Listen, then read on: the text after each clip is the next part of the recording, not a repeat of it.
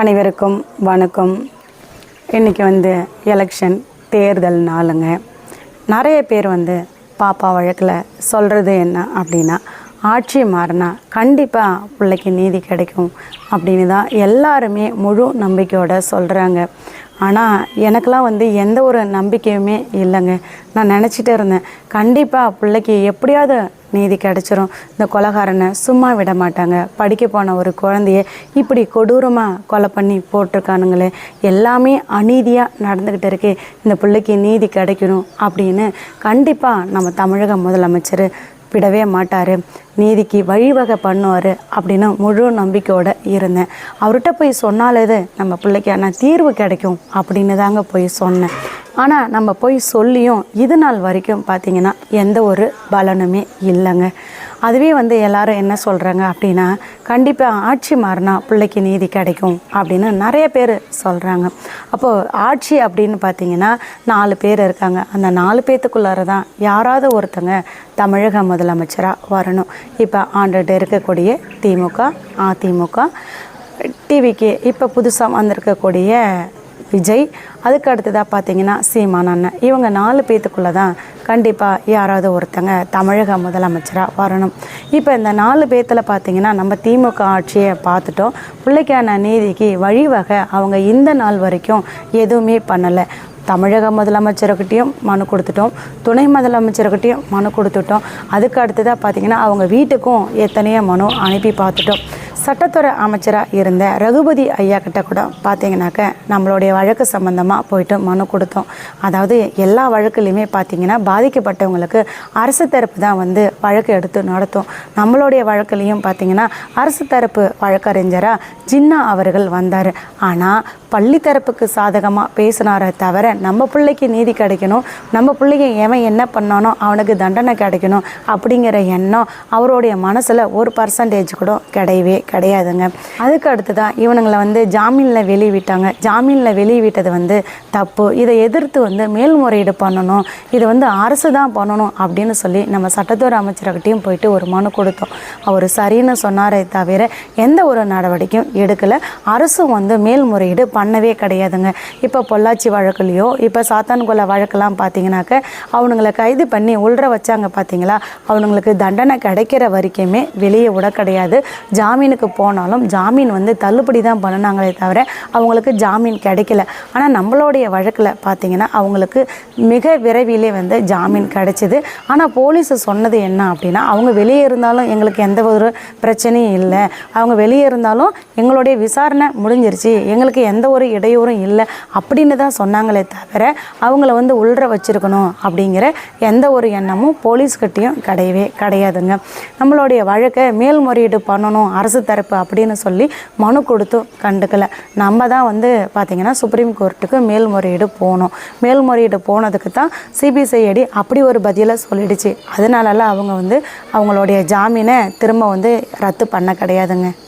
கல்வித்துறை அமைச்சரும் ஒரு பொண்ணு தானே அப்படின்னு சொல்லிட்டு போயிட்டாரு. முதலமைச்சர்கிட்ட பேசும்போது பார்த்திங்கன்னா அமைச்சராக இருந்த ஏவாவேலு அவர்களும் நிறையா தலையீடு குறுக்கீடு பண்ணி அவங்க நான் எதுவுமே பண்ண முடியாது அப்படிங்கிறத அன்றைக்கே சொல்லிட்டாரு. அவன் ஒரு பாஜகவில் அவனை நான் யாரும் எதுவும் பண்ண முடியாது அப்படின்னு சொல்லிட்டாரு. நீ சட்டப்படி நீதிமன்றத்துக்கு போங்க, நீதிமன்றம் என்ன சொல்லுதோ அதை ஏற்றுக்கிட்டு போங்க அப்படின்னு சொல்லிட்டாங்க. நம்மளும் நீதிமன்றத்துக்கு போகணும். எத்தனையோ வழக்கில் பார்த்திங்கன்னா தானாக முன் எத்தனையோ வழக்குகளை எடுத்தாங்க. ஆனால் நம்மளுடைய வழக்கை தானாக முன் எந்த ஒரு நீதி அரசரும் நம்மளுடைய வழக்கை எடுத்துக்கவும் இல்லை. நம்ம போய் எடுத்துக்கிட்டு போய் கொடுக்கும் போதும் பார்த்திங்கன்னா நமக்கு தேவையான ஆதாரங்களை கொடுத்தே ஆகணும் அப்படிங்கிற எந்த ஒரு ஆர்டரும் போடவும் இல்லை இந்த நாள் வரைக்கும்.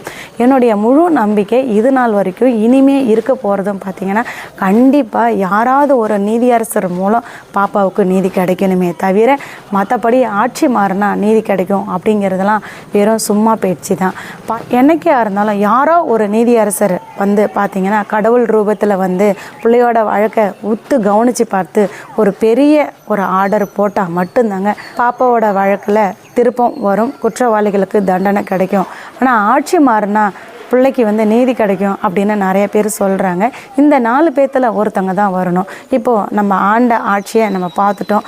அவங்க பிள்ளைக்கான வழிவகை 1% கூட பார்த்திங்கன்னா பிள்ளைக்கு நீதிக்கான வழிவகை ஒன்று கூட பண்ணவே கிடையாதுங்க. கொலைகாரனை காப்பாற்றுறதுக்கு தான் முயற்சி பண்ணினாங்களே தவிர பிள்ளைக்கு நீதி கிடைக்கணும் அப்படிங்கிறதுல அவங்களுக்கு எந்த ஒரு அக்கறையும் கிடையவே கிடையாதுங்க. இதை நம்ம எல்லாருமே பார்த்துட்டோம். அதுக்கு அடுத்து தான் எதிர்கட்சியாக இருக்கக்கூடிய தலைவர் எடப்பாடியார் ஐயா அவர்கள் பார்த்திங்கனாக்கா என்ன பண்ணினார், எங்கேயாவது நம்ம பாப்பா வழக்கை பற்றி பேசியிருக்காரா சொல்லுங்க பார்க்கலாம். இல்லை இந்த மாதிரி திமுக ஆட்சியில் இப்படி ஒரு அநீதி நடந்தது, நான் வந்து ஆட்சிக்கு வந்தாக்க உடனே வந்து தக்க நடவடிக்கை எடுப்பேன், பிள்ளைக்கு நீதிக்கு வழிவகை பண்ணுவேன், குற்றவாளிகளுக்கு சரியான தண்டனை கிடைக்கும், இனிமேல் ஸ்ரீமதிக்கு மட்டும் இல்லை இதுபோல் எந்த ஒரு பெண்களுக்கும் இந்த மாதிரி அநீதி நடக்காது, எல்லா பெண்களுக்கும் பாதுகாப்பு கிடைக்கும் அப்படின்னு எங்கேயாவது சொல்லியிருக்காரா? எந்த கூட்டத்திலையாவது எந்த மேடையிலையாவது பேசியிருக்காரா சொல்லுங்க பார்க்கலாம். அவர்கிட்டையும் போய் எதிர்கட்சி தலைவராக இருக்கக்கூடியவர் கேள்வி கேட்பார், தீவிரமாக முயற்சி பண்ணி பிள்ளைக்கு நீதி கிடைக்க வழிவகை பண்ணுவார் அப்படின்னு சொல்லி எடுத்துகிட்டு போயிட்டு அவர்கிட்டையும் மனு கொடுத்தோம். ஆனால் இந்த நாள் வரைக்கும் பார்த்திங்கனாக்க எந்த இடத்துலையாவது அவர் கேள்வி கேட்டிருக்காரா, பேசியிருக்காரா சொல்லுங்க பார்க்கலாம். எதுவுமே கிடையாது. இப்போ ஒரு சிலர் வந்து விஜய்கிட்ட போய் மனு கொடுங்க அப்படின்னு சொல்கிறாங்க. எந்த நம்பிக்கையில் போய் நான் விஜய்கிட்ட மனு கொடுக்கறதுன்னு எனக்கே தெரியலங்க. அதாவது இதுக்கு முன்னாடி பார்த்திங்கன்னா லாக்அப் டெத்து எத்தனை நடந்தது அப்படிங்கிற லிஸ்ட்டெல்லாம் எடுத்தார். அவங்க எல்லாரையும் கூப்பிட்டாரு. அதுபோல் லாக்அப் டெத்து நடந்ததுக்கு ரொம்ப வந்து ஆழ்ந்த இரங்கலை தெரிவிக்கிறேன் அப்படின்னு அவங்களுக்கு ஆறுதலும் சொன்னார். இந்த மாதிரி பார்த்திங்கன்னா நிறைய விஷயங்களை பற்றி பேசுகிறாரு. கள்ளக்குறிச்சியில் கள்ளசாராயம் விஷயத்துக்கு வந்து பார்த்திங்கன்னா வந்தார், ஆறுதல் தெரிவித்தார். இந்த மாதிரி எத்தனையோ வழக்கை பற்றி பேசுகிறாரு. இதுக்கு முன்னாடி பல சம்பவங்களை எடுத்து பேசுகிறாரு. ஆனால் நம்ம பாப்பா வழக்கை பற்றி அவருக்கு தெரியாமல் இருக்குமா? நீங்களே சொல்லுங்கள். அவர் எங்கேயாவது எந்த மேடையிலையாவது எந்த இடத்துலையாவது பாப்பாவுக்கு நீதிக்கு வழிவகை பண்ணுவேன், இப்படி ஒரு அநீதி நடந்தது, நான் வந்த உடனே அந்த பள்ளிக்கூடத்தில் என்ன நடந்தது, புள்ள உயிர் எப்படி போச்சு அப்படிங்கிற அத்தனையும் நான் கண்டுபிடிப்பேன் அப்படின்னு எங்கேயாவது சொல்லியிருக்காரா? எங்கேயாவது பேசியிருக்காரா? திமுகவை வந்து கழுவி ஊத்துறாரு. ஆனால் உங்கள் ஆட்சியில் இப்படி ஒரு சம்பவம் நடந்தது, அதுக்கு நீதி கிடைச்சிருக்கா, ஏன் குற்றவாளிகளை காப்பாற்றுறீங்க அப்படின்னு எங்கேயாவது திமுகவை பார்த்து எதிர்த்து கேள்வி கேட்டிருக்காரா? நீங்களே சொல்லுங்கள் பார்க்கலாம். அப்போ அவர் ஆட்சிக்கு வந்தால் மட்டும் என் பிள்ளைக்கு நீதி கிடச்சிருமா? நீங்களே எனக்கு சொல்லுங்கள் பார்க்கலாம். இப்போது பாப்பா இருந்திருந்தால் 3 வருஷம் காலேஜ் முடிச்சுட்டு வீட்டில் இருக்கணுங்க. அடுத்தது ஏதாவது படிக்கணும் அப்படின்னு ஆசைப்பட்டால் மேலே படிப்பாங்க. ஆனால் இப்போ இந்த எலெக்ஷனுக்கு பார்த்தீங்கன்னா பாப்பா இருந்திருந்தால் நாங்கள் 2 பேரும் சேர்ந்து தான் ஓட்டு போட போகணும். பாப்பா கிட்ட நீ இந்த கட்சிக்கு தான் ஓட்டு போடணும் அப்படின்னு நான் சொன்னால் கூட இந்த விஷயத்தை பொறுத்தளவு பாப்பா கண்டிப்பாக சொல்கிறேங்க, என் பேச்சை கேட்க மாட்டா. அம்மா நான் விஜய்க்கு தான் ஓட்டு போடுவேன் அப்படின்னு தீவிரமாக இருப்பா. அவள் மட்டும் இல்லை, அவளுக்கு தெரிஞ்ச எல்லாருக்கிட்டையுமே விஜய்க்கு ஓட்டு போடுங்க அப்படின்னு தான் சொல்லுவாள்.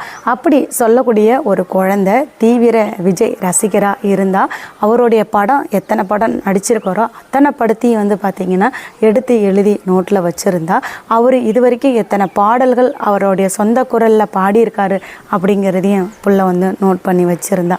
இந்த மாதிரி விஜய் அப்படின்னு சொல்லிக்கிட்டு இருந்த ஒரு குழந்தையோட உயிர், படிக்க போன ஒரு குழந்தையோட உயிர் போயிருக்கு.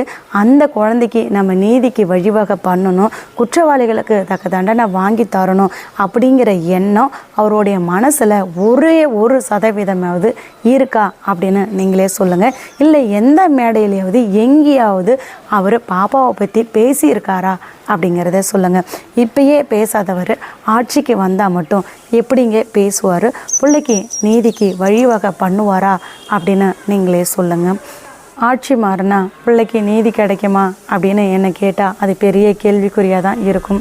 யார் வந்தாலும் பிள்ளைக்கான நீதிக்கு வழிவகையே பண்ண மாட்டாங்கங்க. எல்லா கதவையும் தட்டி பார்த்துட்டேன், மனசும் வெறுத்து போயிடுச்சிங்க. என்னுடைய முழு நம்பிக்கையே யாராவது ஒரு நீதியரசர் மூலம் பிள்ளைக்கு நீதி கிடைக்கும் அப்படிங்கிற ஒரே ஒரு நம்பிக்கையில் தான் இந்த உயிர் ஊசலாடிக்கிட்டு இருக்குது. அப்படி நீதி கிடைச்சிட்டா போதுங்க, அன்னைக்கே இந்த உயிர் போயிடுங்க. அடுத்த ஆட்சி யார் வருவா என்ன அப்படிங்கிறத பொறுத்திருந்து பார்ப்போம். பாப்பாவோட வழக்கை நம்ம தொடர்ந்து விடாமல் முயற்சி பண்ணிக்கிட்டே இருப்போங்க.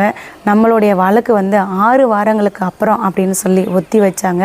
6 வாரம் அப்படின்னு பார்த்திங்கன்னா அந்த ஏப்ரல்லே வந்து பார்த்திங்கனாக்கா 4 வாரம் வந்துடும். அதுக்கு அடுத்தது மே மாதம் பார்த்திங்கன்னா கோர்ட்டு லீவு வந்துடும். இப்போது என்னை பொறுத்தளவு நம்மளுடைய வழக்கு ஜூன் மாதம்தான் வரத்துக்கான வாய்ப்பு இருக்குது.